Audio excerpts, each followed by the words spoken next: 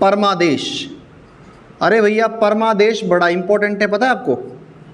परमादेश, परमादेश का मतलब क्या है? परम आदेश। परमादेश का मतलब क्या है? परम आदेश। Last silent. परमादेश का मतलब क्या होता है? परम आदेश। हम आदेश देते हैं। क्या मतलब है? हम आदेश देते हैं। सुप्रीम कोर्ट क्या कहता है? हम आदेश देते हैं, लेते नहीं है, हम आदेश देते हैं। समझ रहे हो? यानी कि इसका मतलब यह है बेटा कि यदि कोई सरकारी कर्मचारी या फिर कोई सार्वजनिक संस्था संविधान के नियमों के अनुसार काम नहीं कर रही है, अगर कोई सरकारी संस्था या फिर कोई सरकारी कर्मचारी संविधान के नियमों के अनुसार काम नहीं कर रहा है, तो सीधा सुप्रीम कोर्ट उस संस्था को आदेश देगा कि चुपचाप जैसा बताया गया है उस हिसाब से काम करो, अपनी तरफ से कुछ बनाने की कोशिश मत करना। ऐसे आदेश है। और ऐसा नहीं है कि ये आदेश जो है, ऐसा नहीं है कि ये आदेश जो है केवल सरकारी कर्मचारी या सरकारी संस्थाओं में जाते हैं। ये ऐसी संस्था को भी जा सकते हैं, ये ऐसी संस्था को भी बेटा जा सकते हैं जो कि निजी हो लेकिन सार्वजनिक रूप से काम कर रही हो। आप बोलेंगे कैसे? तो इसका एक लाइव उदाहरण लेते हैं बेटा। बाबा रामदेव, नाम सुना है? बाबा रामदेव का रियल नेम क्या है? रामकृष्ण। क्या नाम है? रामकृष्ण यादव। पता है आपको इस बात का? बाबा रामदेव ने यार 2022 में एक दवाई बनाई थी कोरोनिल। क्या सुना है आपने? कोरोना टाइम में उसने एक दवाई बनाई थी कोरोनिल। नाम सुना है? जानना चाहेंगे? कहानी आगे बढ़ना है? जानना चाहेंगे? ऐसे पोलने मत खुलवाया करो यार, फिर हंगामा हो जाएगा। सुनो मेरी बात। चलो यार, आज जो बाबा रामदेव है ना, ये जो बाबा रामदेव है ना, ये योग गुरु कम है, बिजनेसमैन ज़्यादा हो गया है। पहले ये योग गुरु ज़्यादा था, बिजनेसमैन कम था। ये इसकी कुछ पोले खोल लेते हैं आज ना। देखो फिर शाम तक देखो तुम लोग क्या होता है।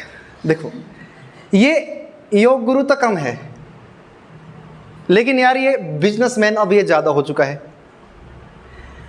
पहले ये योग गुरु था, और योग गुरु बेटा 3,500 रुपये से इसने शुरुआत की है, और आज ये इतना अमीर हो चुका है, आज ये इतना अमीर हो चुका है कि इसके पास दुनिया भर का पैसा है। लेकिन कैसे आया, कहाँ से आया, क्यों आया, आज आपको मैं इसकी कहानी बताता हूँ। और ये इस आर्टिकल से जुड़ी हुई है। कैसे जुड़ी हुई है बताता हूँ आपको। बाबा रामदेव बेटा, जिसके बचपन का नाम क्या है? बालकृष्ण। बालकृष्ण यादव इसके बचपन का नाम है। 1965 में इसका जन्म हुआ है। कहाँ पर हुआ है बेटा पता है आपको? 1965 में इसका जन्म हुआ है हरियाणा के महेंद्रगढ़ जिले में।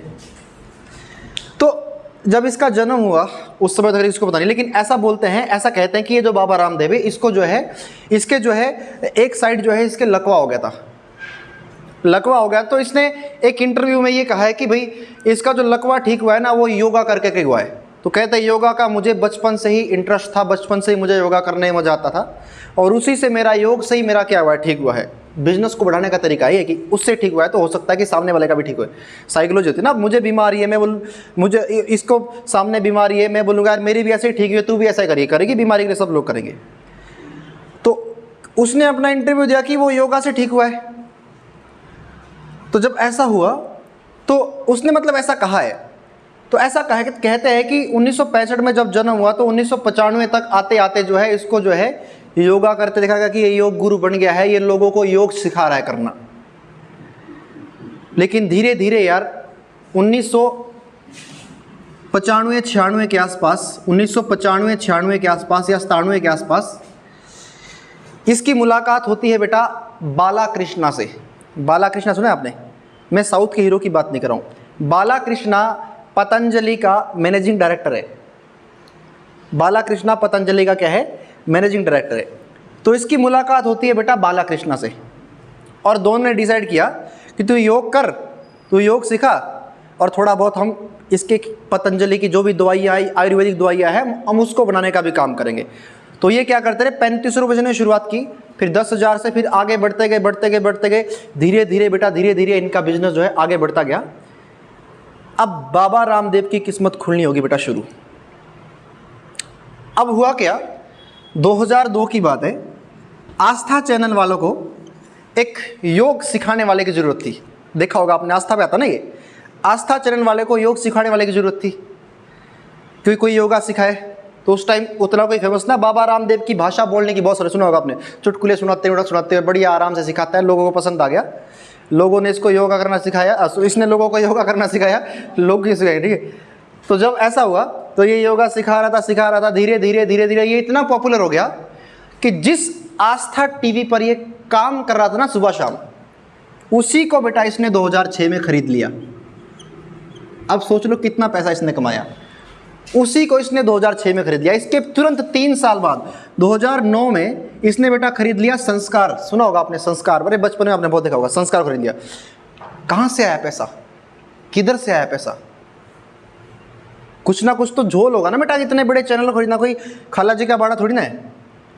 तो धीरे धीरे दवाइयाँ ये अपनी पतंजलि की बेचता गया, दवाइयाँ बेचता गया, धीरे धीरे प्रसिद्ध होता गया। और इसके बाद बहुत सारा पैसा आ गया, पॉपुलर हो गया, मतलब इन लोगों में ना, घर घर में अब रामदेव पहुंचने लगा। घर घर में रामदेव की टीवी पर लोग सुबह 5 बजे उठते थे। मेरी दादी सुबह 4 बजे उठती थी, 5 बजे, सुबह 7 बजे क्योंकि वो आएगा, क्या नाम, रामदेव आएगा, सारे काम छोड़ के बैठ जाती होगा करने, यूँ करती। कई बार जुकाम आता तो कई बार समझ रहे हो, कई बार जुकाम आ गया तो क्या होगा, इधर से शो, इधर से शो, समझ रहे हो आपने भी बहुत क्या होगा, अनुलोम विलोम प्राणायाम। तो ये इतना पॉपुलर हो गया, दुनिया इसकी दीवानी हो गई। इसके बाद बहुत सारा पैसा हो गया बेटा। 2014 में मोदी सरकार आई। 2014 में क्या किया बेटा, मोदी सरकार। और 2015 या 16 के आसपास मोदी सरकार ने मिनिस्ट्री ऑफ आयुष, सुना होगा आपने, आपका आयुष्मान कार्ड बना होगा। मिनिस्ट्री ऑफ आयुष की स्थापना 2014, 15, 16 के आसपास की बात है। मिनिस्ट्री ऑफ आयुष की स्थापना की, जिसका काम था कि लोगों को स्वास्थ्य संबंधित लोगों की सहायता करना। आयुष्मान कार्ड सबका बनता है ना बेटा। और उनमें से एक काम था योग को बढ़ावा देना। तो इन्होंने बाबा रामदेव को हाईलाइट कर दिया। बाबा रामदेव को मोदी ने हाईलाइट कर दिया, इसकी पूरी हेल्प की, बढ़िया हेल्प की। और इसने जो है अपनी दवाइयाँ बेचना शुरू कर दिया। जो इसकी आयुर्वेदिक दवाई पतंजलि की बनाता है ना, जड़ी बूटी की जो बनाता है, बेचता गया, बहुत अमीर हो गया। और धीरे धीरे जो है अपने बिजनेस को बढ़ाने के लिए एलोपैथिक जो अंग्रेजी दवाइयाँ होती है, जो होम्योपैथिक जो दवाइयाँ होती है ना, एलोपैथिक दवाइयाँ, उन संस्थाओं के साथ ही लड़ने लगा कि इन संस्थाओं से कुछ नहीं होता है, मेरी पतंजलि। अब लालच आता है, सबको आता है लालच। आप जितने आगे बढ़ोगे, आज आप 50,000 लेते हो, आपका इतना खर्चा होगा कि आपका 50,000 से काम नहीं चल रहा। आप कहेंगे कि मुझे 1 लाख चाहिए, फिर 1 लाख आपका होगा, फिर आपका इतना खर्चा बढ़ गया कि आप ये चाह रहे कि यार कम से कम 1.5 लाख तो होना चाहिए। लालच इंसान की बढ़ जाता है, तो फिर क्या हो जाता है, जिसकी ज़रूरत है ज़्यादा तो उसको तो कुछ ना कुछ तो करना पड़ेगा। तो बाबा रामदेव जो था ना बेटा, इसकी लालच बढ़ती गई और ये दूसरे कंपनियों का विरोध करता गया। जब विरोध करता गया तो ऑब्वियस सी बात है, लोगों को इस पर ज़्यादा विश्वास हुआ, क्योंकि साथ में योग भी सिखा रहा था। तो जब ऐसा हुआ बेटा, तो एलोपैथिक वाले इसके बिल्कुल खिलाफ हो गए। भाई ये तो क्या बोल रहा है, इधर उधर की बातें कर रहा है, भाई किसने कहा, आज तक लोग इससे इलाज करते आ रहे हैं। आप बोलता कि ये मत खाओ, मेरी दवाइयाँ खाओ, पतंजलि खाओ, पतंजलि टूथपेस्ट, सड़े हुए दांतों को भी बढ़िया बनाए, समझ रहे हो। अगर आपने ज़िंदगी भर, अगर आपने 8-9 साल तक ब्रश नहीं किया है, आप एक बार पतंजलि करके दिखाओ, दांत चमकाओ। तो कितनी ऐड आती है इसकी, आती ना यूट्यूब पे, टीवी पर कितनी सारी इसकी ऐड आती है। तो बेटा बहुत सब्र हुआ, इसके ऊपर छोटे मोटे बहुत केस हुए। 2022 में एक केस हुआ बेटा, 2022 में एक केस हुआ। इसने एक अपनी ऐड दी 8-10 पेजेस में, कोरोना के टाइम की बात है। और इसने कहा कि मैंने एक दवाई तैयार की है कोरोनिल। क्या दवाई तैयार की है? एक दवाई मैंने तैयार की है कोरोनिल, जो कि मैं ये दावा करता हूं कि ये दवाई जो है 100% सही है और इससे हजारों लोगों को आराम हो चुका है। ये अंग्रेजी दवाइयाँ कुछ नहीं है। ये जो तुम वैक्सीन लगाओ रहे, टीकाकरण लगा रहे, कोई टीकाकरण नहीं है। ये मेरे वाली दवाई लगाओ, बाबा रामदेव वाला टीका लगाओ, बाकी टीके सारे फेल है। तो एलोपैथिक उसने सारे नाम लिए।